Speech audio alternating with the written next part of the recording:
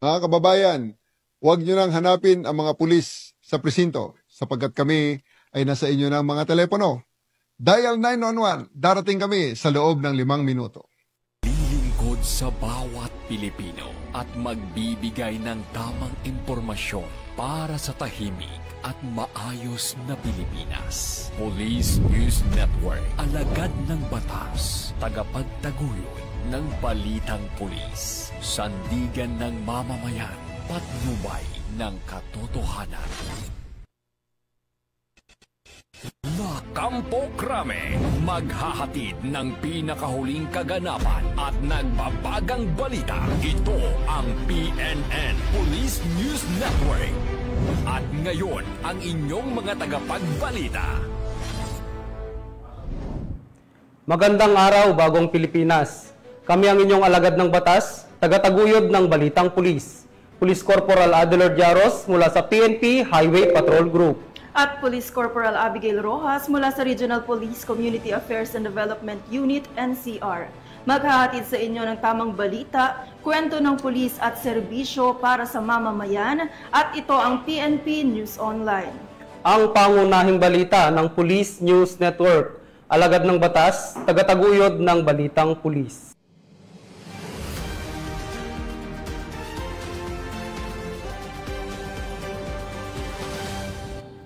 Narito ang mga balitang dapat niyong abangan.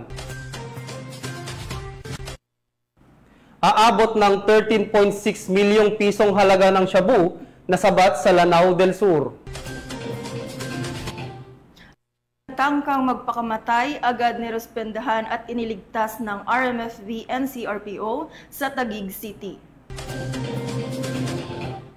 At EPD Pasig City Police Station muling nagpakita ng bilis at husay sa 5-minute response simulation exercise.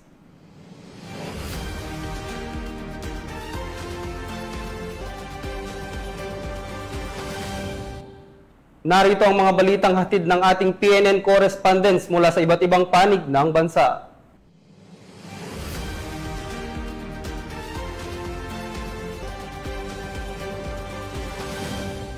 Simulan natin ang balita mula sa bahagi ng Luzon.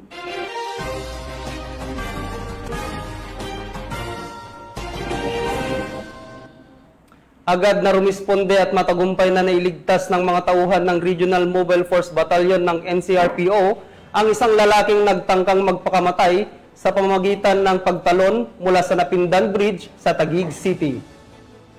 Sa pamamagitan ng mahinahong pakikipag-usap at mabilis na pagkilos, nakuha ng mga pulis ang tiwala ng lalaki at agad siyang nailayo sa panganib.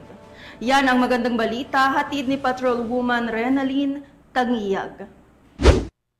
Mabilis na rumesponde ang mga tauhan ng Regional Mobile Force Battalion ng NCRPO sa isang insidente ng tangkang pagpapakamatay sa Napindan Bridge, C6 Taguig City, bilang bahagi ng mahigpit na pagsunod sa 5-minute response program na inilunsad ni Police General Nicolas De Loso Torre III, Chief Philippine National Police. Ang insidente ay agad na inaksyonan ng mga nakatalagang pulis sa Napindan Border Control Point sa pangunguna ni Police Lieutenant Romeo G. Peñaflor, kasama pa ang 7 kasamahan sa ilalim ng pamumuno ni Police Colonel Celso M. Rodriguez. Ayon sa ulat, isang 25 anyos na lalaki at residente ng Cristobal Barangay Central, Bicutan, Taguig City ang nagtangkang tumalon mula sa tulay upang wakasan ang kanyang buhay. Sa panayam ng mga otoridad, inamin ng lalaki na siya ay bumiyahe mula Central Bicutan sakay ng kanyang motorsiklo patungong Napindan Bridge. Doon niya balak isagawa ang pagpapatiwakal dahil sa matinding problemang personal. Sa pamamagitan ng mahinahong pakikipag-usap ng mga personnel ng RMFB, matagumpay nilang napigilan ang lalaki sa kanyang plano. Agad siyang inihatid sa BCP upang ipagpatuloy ang pakikipag-ugnayan at maibsan ang kanyang emosyonal na dinaranas hanggang sa siya ay tuluyang kumalma. Ang matagumpay na pagresponde ng naturang insidente ay patunay ng epektibong implementasyon ng 5-minute response program ng pambansang pamunuan ng PNP na layuning matiyak ang maagap na aksyon ng kapulisan sa lahat ng uri ng insidente para sa kapakanan at kaligtasan ng publiko. Muling pinaalala ng RMFB NCRPO sa publiko na bukas ang kanilang tanggapan sa sinumang nangangailangan ng tulong. Ang buhay ay mahalaga at ang tulong ay laging naririyan para sa bawat isa. Mula dito sa RMFB NCRPO, ako po ang inyong Police News Network Correspondent, Patrolwoman Vanalin Tanggiak, alagad ng batas, tagataguyod ng Balitang Pulis. Maraming salamat, Patrolwoman Tanggiak. Arestado ang 2 lalaki sa kasong estafa sa isinagawang operasyon ng mga tauhan ng PNP Highway Patrol Group sa Las Piñas City. Narito ang detalye ng report mula kay Patrolwoman Janine Kale Sorongon. Dahil sa walang kapagura ng HPG sa pagtugis sa mga kriminal na lumalabag sa batas, kulungan ng bagsak ng magamang suspect sa kasong estafa nang magsagawa ng intel-driven follow-up operation ang Regional Highway Patrol Unit NCR Intelligence Branch sa pamumuno ng kanilang Regional Chief na si Police Colonel Joel B. Hucutan sa SM Center Las Piñas City at sa kahabaan ng Alabang Zapote Road, Las Piñas City noong 17 ng Hunyo taong kasalukuyan.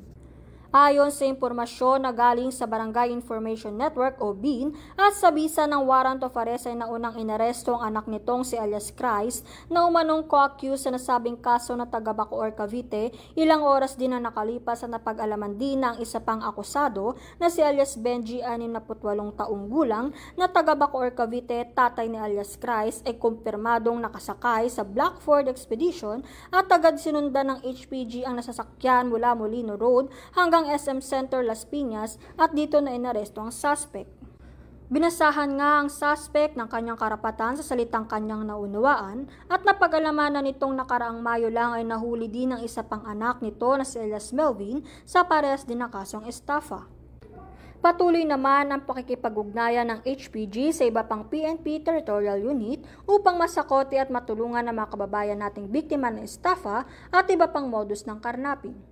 Kami ang Guardian of the Highways, ang kampi nyo sa kalsada na patuloy na magbibigay ng serbisyong HPG. Dahil dito sa ating bagong Pilipinas, ang gusto ng pulis, ligtas ka. Mula sa tanggapan ng kampi nyo sa kalsada at sa pamumuno ng aming buting Direktor, Police Brigadier General Eleazar P. Mata. Ako ang inyong PNN Correspondent, Patrolwoman Janine Kale Sorongon para sa Police News Network. Alagad ng batas, tagataguyod ng Balitang Pulis. Maraming salamat, Patrolwoman Sorongon. Timbog ang isang lalaki sa ikinasang drug buy-bust operation ng mga otoridad sa Barangay Poblasyon, Aringay, La Union. Ang buong detalye ng report mula kay Patrolman Dennis Caringan. Isang street-level individual sa ikinasang drug buy-bust operation ng Aringay PNP at sa maigting na magkikipagtulungan ng PDRO1 sa Barangay Poblasyon, Aringay, La Union. Ito lamang 12 ng Hunyo taong kasalukuyan. Kinilala ni Police Captain Engineer B. De La Cruz, hepe ng Aringay PNP, ang suspect na si alias Melo, residente ng Barangay San Jose, Cabala, Union. Sa naturang operasyon, nakumpiska mula sa suspect ang 1 heat seal transparent plastic sachet na nagalaman ng white crystalline na inihinalang shabu na tinatagang humigit kumulang 5 grams na may halagang 3,400 pesos, 1 piece 1,000 buy-bust money, 1 piece 1,000 budol money, 1 piece rolled foil, 1 piece Vivo cellphone, 1 unit of Isuzu Elf close ban. Maharap ito sa kasong paglabag sa Republic Act 9165 o Comprehensive Dangerous Drugs Act of 2002. Ang tagumpay ng operasyon ay bunga ng magandang ugnayan ng mamayan pambansang pulisya para mas lalo mapaigting ang kampanya laban sa kriminalidad tungo sa mapayapat ligtas na bagong Pilipinas. Mula dito sa Picadillo, Ilocos Region, ako po ang inyong Police News Network Correspondent, Patrolman Dennis Carinal. Alagad ng batas, tagataguyod ng Balitang Pulis. Maraming salamat, Patrolman Carinal. Muling pinatunayan ng Pasig City Police Station sa ilalim ng Eastern Police District ang kanilang kahandaan at kahusayan sa pagtugon ng mga emergency situation matapos maisagawa ang 5-minute response simulation exercise kamakailan. Nakibalita dyan si Patrolwoman Jenny May Dolor.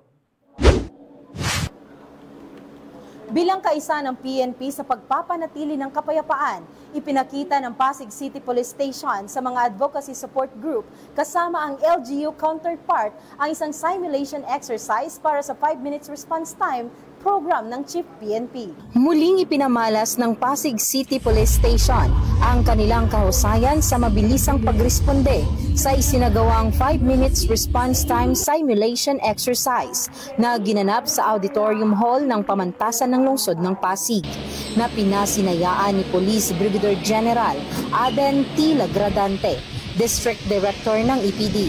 Ang nasabing programa ay suportado din ng lokal na pamahalaan ng Pasig at matagumpay na naipamalas ng kapulisan ang mabilis na aksyon. This is a program, of course, to raise awareness ng mga Pasigenyo about the program of our Chief PNP, which is the 5-minute response time. So, nakita naman natin na yung Pasig CPS nag-conduct din ng simulation exercise para makita ng mga barangay captains natin kung how effective is our compliance dito sa programa ng ating Chief PNP.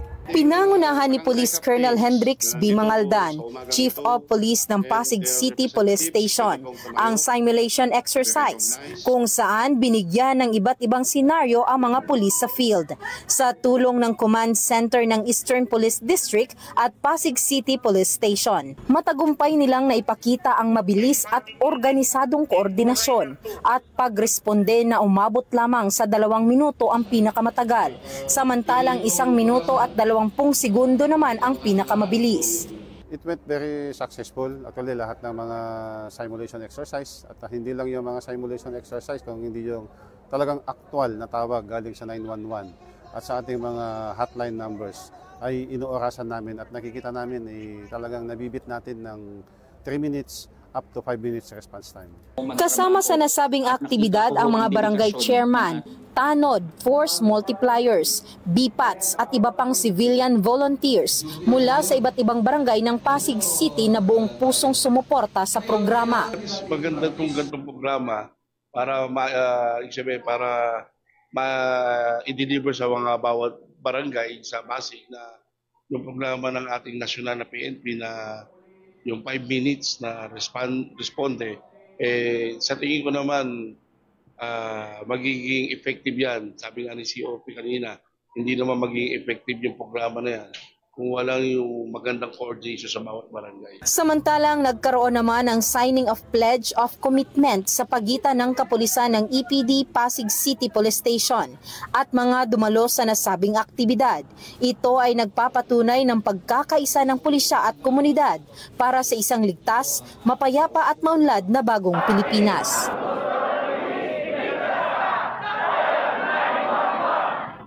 Hangad ng Eastern Police District ang kaligtasan ng bawat mamamayan. Ako po ang inyong Police News Network Correspondent, Patrolwoman Jenny Midolor, alagad ng batas, tagataguyod ng Balitang Pulis. Maraming salamat, Patrolwoman Dolor. Formal nang isinagawa ang signing of Broadcast Partnership Agreement sa pagitan ng Police Regional Office 5 at Far East Broadcasting Company Philippines Incorporation sa isang makabuluhang seremonya sa Legazpi City. Ang balita mula kay Patrolwoman Carmela Bianca. Formal na nilagdaan ang isang kasunduan sa pagitan ng Police Regional Office 5 at Far East Broadcasting Company Philippines Incorporated sa Camp Brigadier General Simeon A. Ola, lungsod ng Legazpi. Layunin ng kasunduang ito na palakasin at palawakin ang abot ng mga programa at inisyatiba ng Pro5 sa pamamagitan ng epektibong pagpapalaganap ng impormasyon sa mga komunidad sa buong rehiyon ng Bicol. Bilang bahagi ng kasunduan, maglalaan ng FEBC Philippines ng isang espesyal na segment para sa Pro5 sa ilalim ng programang Oras na Bicolandia, Serbisyong Kariyan, Tatak Kariyan.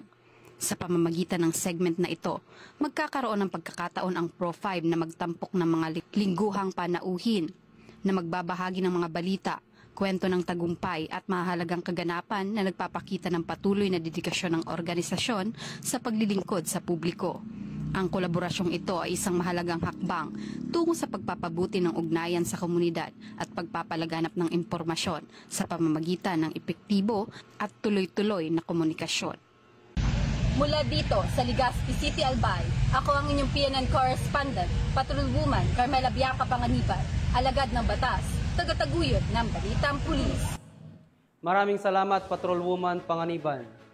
Bilang bahagi ng kanilang patuloy na serbisyo para sa komunidad, matagumpay na isinagawa ng Alfonso Lista PNP katuwang ang kanilang mga stakeholders ang isang medical mission sa Barangay Ngileb, Alfonso Lista, Ifugao. Nakatutok dyan si Patrolwoman Lizelle Digman.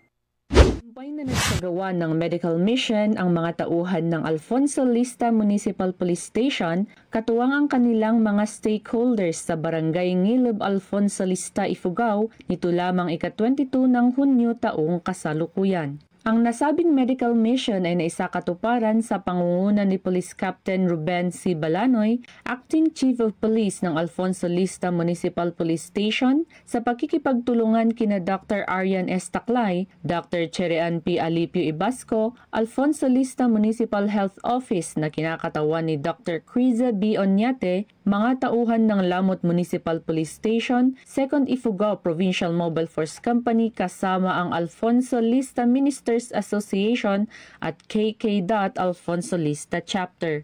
Ang mga residenteng benepisyaryo ng nasabing misyon ay nakatanggap ng libreng serbisyong pang-medical tulad ng libreng konsultasyon at libreng gamot at bitamina. Maliban dito, naghandog rin ang mga tauhan ng 2nd Ifugao Provincial Mobile Force Company ng libreng gupit sa mga bata at ilan pang mga residente. Nagsagawa rin ng isang parlor games na nagdulot ng tuwa't galak sa mga batang benepisyaryo. Samantala, pinasalamatan ni Police Captain Balanoy ang mga stakeholders na nakibahagi sa tagumpay ng nasabing misyon, gayon din ang suporta mula sa lokal na pamahalaan ng Alfonso Lista. Ang aktibidad ay isang patunay sa serbisyong nagkakaisa ng pulisya, stakeholders at pamahalaan tungo sa positibong pagbabago, tungo sa maunlad, malusog at ligtas na bagong Pilipinas. Mula dito sa Rehiyon Cordillera, ako ang inyong PNN correspondent, Patrolwoman Digman, alagad ng batas, tagataguyod ng Balitang Pulis. Patrolwoman Digman. Tunghayan naman natin ang mga balita mula sa Visayas.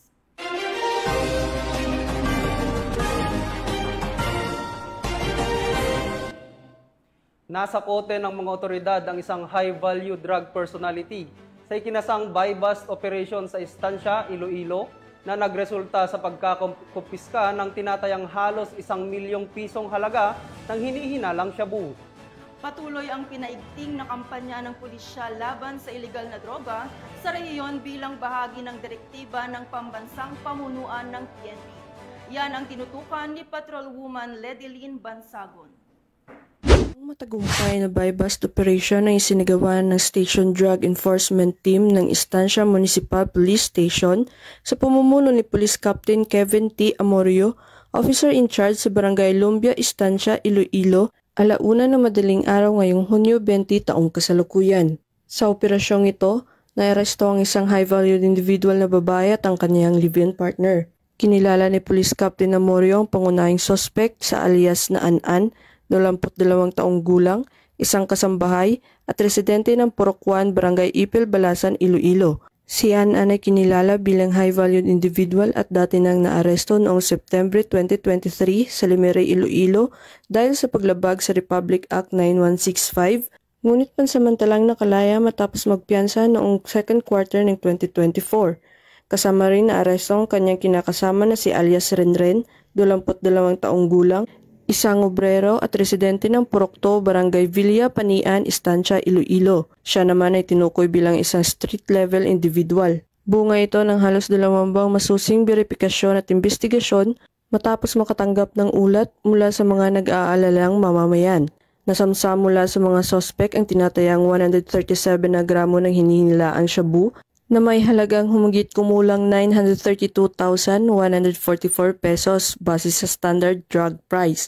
Batay sa paunang investigasyon, sinasabing mula sa Iloilo City kinukuha ng mga sospek ang kanilang supply ng illegal na droga na pagkatapos ay kinakalat sa iba't ibang bahagi ng Estancia. Sa ngayon, nasa kustudiya na ng Estancia Municipal Police Station ang 2 sospek at nahaharap sa kasong paglabag sa RA 9165 o ang Comprehensive Dangerous Drugs Act of 2002. Ang matagumpay na operasyong ito ay patunay ng hindi natitinag na paninindigan ng kapulisan sa buong Western Visayas sa pagsugpo sa iligal na droga at pagsuporta sa pulisiya ng Philippine National Police sa ilalim ng Pro 6 on Top initiative na layuning protektahan ng komunidad laban sa mga mapanirang bisyo. Mula dito sa Police Regional Office 6, ako ang inyong Police News Network Correspondent, Patrolwoman Ledelyn Bansagon, alagad ng batas, tagataguyod ng Balitang Pulis. Maraming salamat, Patrolwoman Bansagon. Sa kulungan ng bagsak ng isang lalaki matapos itong maaresto ng mga operatiba ng Tagbilaran City PNP sa isinagawang hot pursuit operation kaugnay ng kasong pagnanakaw. Ang report mula kay Patrolwoman Annalyn Canoog. Kalaboso isang 48 taong gulang na lalaki matapos ang mabilis na hot pursuit operation ng mga tauhan ng Tagbilaran City Police Station kaugnay ng isang insidente ng pagnanakaw sa isang bahay sa Barangay Buoy, Tagbilaran City, Bohol, bandang 12:35 ng madaling araw ng 23 ng Hunyo sa taong kasalukuyan. Kinilala ni Police Lieutenant Colonel John Karen Escobar, Chief of Police ng Tagbilaran City Police Station, Bohol Police Provincial Office ang suspect na si Jesus, 48 taong gulang, residente ng Purok 4, Mag-Aso Street, Barangay Taluto, Tagbilaran City, Bohol. Ayon sa punong investigasyon, galing sa isang Thanksgiving ang mag-asawang biktima nang mapansin nila na nabasag ang sliding door ng kanilang dining area. Agad nilang sinuri ang loob ng bahay at tatapasang nawawala ang pera na nagkakahalaga ng 50,000 pesos na nakalagay sa isang pouch, pati na rin ang ilang alahas na inilagay sa ibabaw ng refrigerator. Nagsagawa ng hot pursuit operation ng mga kapulisan kasama ang mga biktima na nagresulta sa pagka-aresto sa suspect. Na-recover mula sa pag-iingat ng suspect ang 33,000 na cash, mga alahas at ang pouch na pinaglagyan ng pera. Agad na dinala ang suspect sa presinto at kasalukuyang nasa kustodiya ng kapulisan habang nahanda ang kaukulang kaso na isasampa laban sa kanya. Kamakailan ay mabilis nating naresto ang isang suspect sa pagnanakaw sa Mag-Aso Street, Tagbilaran City. Dahil sa agarang pagresponde ng ating mga pulis sa tulong ng CCTV footage at sa kooperasyon ng mga biktima, nakuha ang pirang ninakaw at ang mga alahas sa loob lamang ng ilang oras. Ito ay patunay sa pamumuno ng ating kasalukuyang Chief PNP sa pagpapalakas ng mabilis at epektibong pagresponde sa bawat tawag para sa kaligtasan ng publiko. Kaya't hinihikayat ko ang lahat na mananatiling alerto.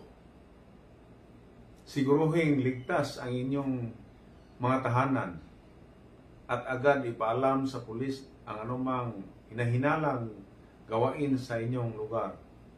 Asahan po ninyo na ang Tagbilaran City Police ay laging handa, mabilis kumilos at tapat sa tungkulin para sa inyong kaligtasan at katahimikan. Patuloy na pinaigting ng mga kapulisan ang kanilang kampanya laban sa anumang uri ng krimen upang masiguro ang kaligtasan ng bawat mamamayan. Mula dito sa Central Visayas, ako ang inyong Police News Network Correspondent, Patrolwoman Annalyn N. Canoog, alagad ng batas, tagataguyod ng Balitang Pulis.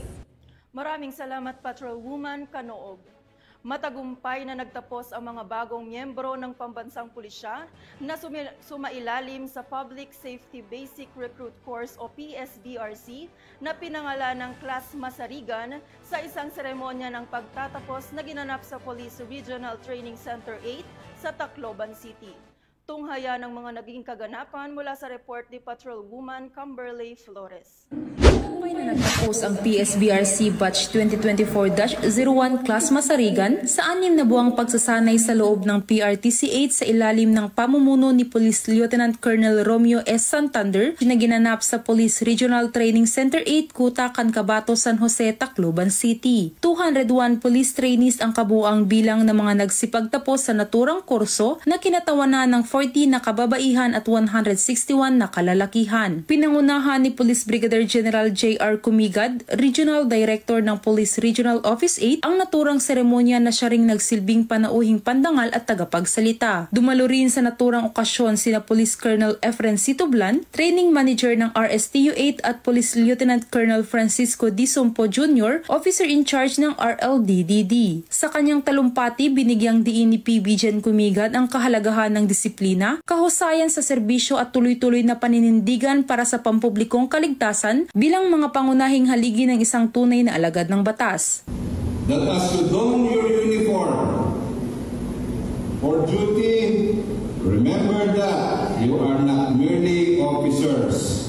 You are protectors of the community and champions of justice. Kabilang sa mga tampok na bahagi ng programa ang deklarasyon ng mga bagong nagtapos, paggawad ng mataas na pagkilala sa larangan ng akademya at sa mga natatanging trainees, pamimigay ng sertipiko at leadership awards at pagkilala sa mga katuwang mula sa lokal na pamahalaan at mga donor. Ayon kay Patrolman Ryan Christopher Lim, overall top 1 ng Class Masarigan, isa sa pinakamahalagang natutunan niya sa training center ay ang disiplina, kung saan ito ay nagpapakita ng respeto at integridad. Siguro po yung pinaka natutunan ko po dito sa loob ng Regional Training Center 8 is yung disiplina po.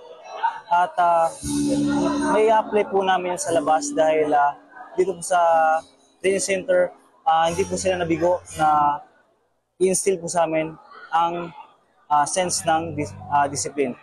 Na kahit wala pong nakabantay, kahit wala pong nag-observe sa amin, ay ginagawa pa rin namin po ang nararapat. Nagtapos ang programa sa formal na turnover ng mga graduates sa Regional Learning and Doctrine Development Division 8, isang mahalagang hakbang patungo sa kanilang aktibong pagsabak bilang bagong miyembro ng kapulisan. Ang tagumpay na ito ay bunga ng dedikasyon ng PRTC 8 sa paghubog ng mga disiplinado, mahusay at makataong pulis para sa mas ligtas at maunlad na bagong Pilipinas.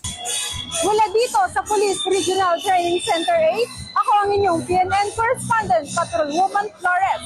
Alagad ng batas, tagataguyod ng Balitang Pulis. Maraming salamat, Patrolwoman Flores. Narito naman ang mga balita mula sa bahagi ng Mindanao.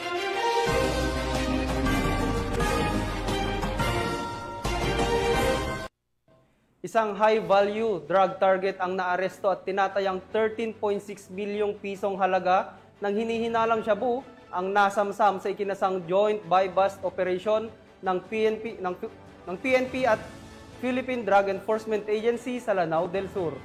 Binigyang diin ng pamunuan ng PNP at PIDEA ang kanilang patuloy na pagtutulungan upang buwagin ang mga sindikato ng droga at matiyak ang kaligtasan ng mga komunidad sa buong bansa. Tinutukan niya ni Patrolwoman Veronica Lagi. Nasamsam ang 13,600,000 pesos halaga ng shabu mula sa isang naarestong high-value target sa isinagawang PNP at PIDEA Barm buy-bust operation sa Barangay Bangkolo, Marawi City, Lanao del Sur. Nito lamang ika-22 ng Hunyo taong kasalukuyan. Kinilala ni PIDEA Barm Director Gil Cesario Castro ang suspect na si alias Almar, 21 anyos at residente ng Barangay Kairatan, Mulundo, Lanao del Sur.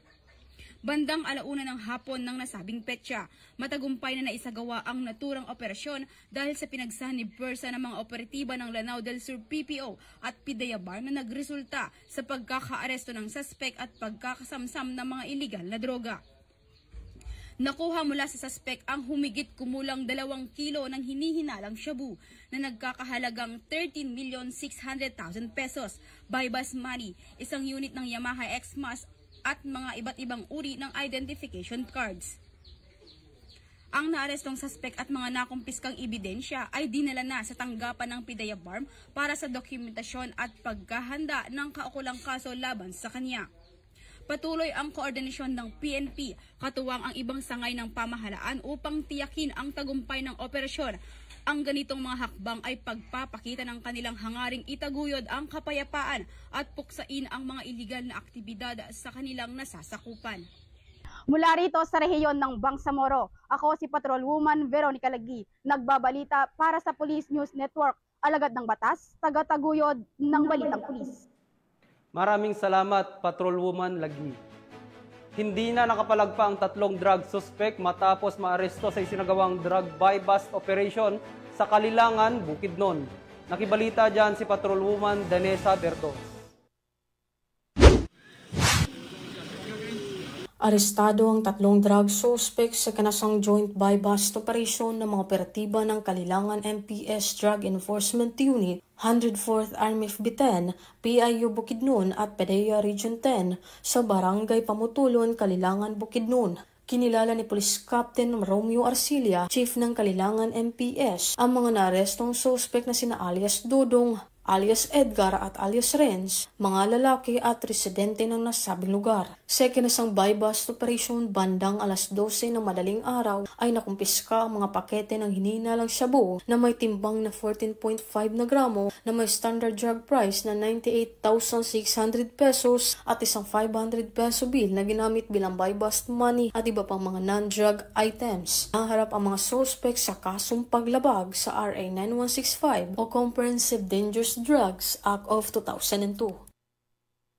Mula dito sa Camp Capistrano, Gusa, Cagayan de Oro City, ako ang inyong Police News Network correspondent, Patrolwoman Danessa Bertos, alagad ng batas, tagataguyod ng balitang pulis.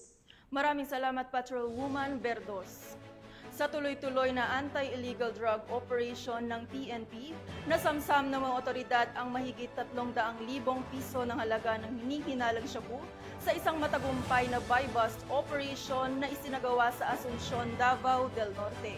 Magbabalita dyan si Patrolwoman June Mary Joy Rupin. Ang dalawang lalaki sa sinagawang buy-bust operation ng mga operatiba ng Asuncion Municipal Police Station sa Purok 5, Barangay Cambanugoy, Asuncion, Davao del Norte, nitong Hunyo 23 taong kasalukuyan, matapos makumpiska ang tinatayang 55 gramo na inihinalang shabu na nagkakahalaga ng humigit kumulang 374,000 pesos. Kinilala ang mga suspek sa alias na Darvin, 30 anyos, isang magsasaka mula sa Purok B, Barangay Kauswagan, Panabo City, na tinuturing na high-value target, at alias Bicong, 37 anyos, na residente ng Purok 3, Barangay Pantaron, Santo Tomas, Davao del Norte, na nasa listahan naman na street-level targets. Ang mga suspek ay kasalukuyang nasa kustudiya ng pulisya at inaasahang sasampahan ng kasong paglabag sa Republic Act 9165 na mas kilala bilang Comprehensive Dangerous Drugs Act of 2002. Mahigpit ang kampanya ng pamahalaan laban sa droga, kaya't inaasahang magiging mabilis at matibay ang pag-usad ng kaso laban sa dalawang suspek. Patuloy rin ang panawagan ng mga otoridad sa publiko na makipagtulungan sa kampanya kontra iligal na droga upang tuluyang masupo ang ganitong uri ng kriminalidad sa mga komunidad. Mula dito sa Police Regional Office 11, ako ang inyong PNN correspondent, Patrolwoman June Mary Joy Rupin, alagad ng batas, tagataguyod ng balitang pulis. Maraming salamat, Patrolwoman Rupin. At yan ang mga balitang nakalap ng ating PNN correspondents mula Luzon, Visayas at Mindanao. Sa ngalan ng pamunuan ng Philippine National Police, sa pangunguna ni PNP Chief Police General Nicolas Torre III, at sa pamumuno ni President Ferdinand Bongbong Marcos Jr., kami ay maglilingkod sa bawat Pilipino at magbibigay ng tama at balanseng balita dahil dito sa bagong Pilipinas, ang gusto ng pulis, ligtas ka.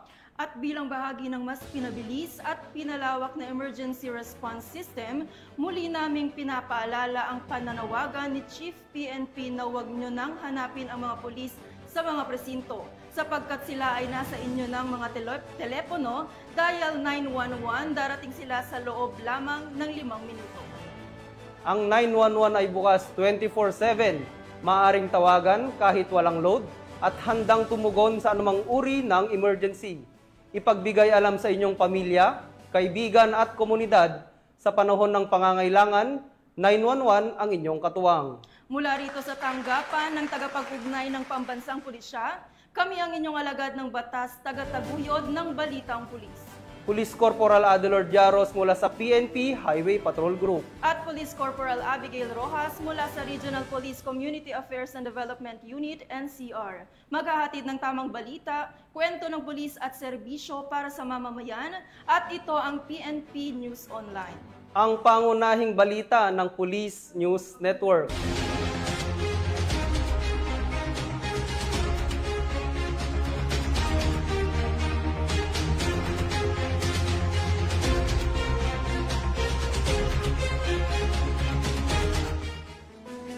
Police News Network, alagad ng batas, tagapagtaguyod ng balitang pulis.